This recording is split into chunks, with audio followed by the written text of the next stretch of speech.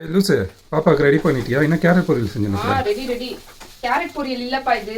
Carrot பொரியல் வச்சு என் அறிவு யூஸ் பண்ணி இங்க பாரு, இதுதான் வந்து சாண்ட்விச்க்கு ஸ்டஃப் பண்ண போறேன் கையோட.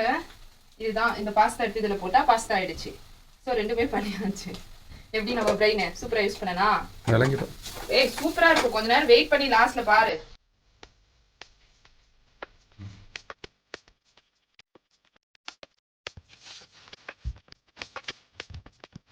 இப்போ கேரட் பொரியல்ல டொமேட்டோ சாஸ், மஞ்சள் பொடி, தனியா பொடி இதுக்குள்ள ஆட் பண்ணிட்டு கொஞ்சம் சீஸ் பிச்சு பிச்சு போட்டுட்டு பாஸ்தா எடுத்து போட்டுட்டா பாஸ்தா ரெடி ஆயிடும்.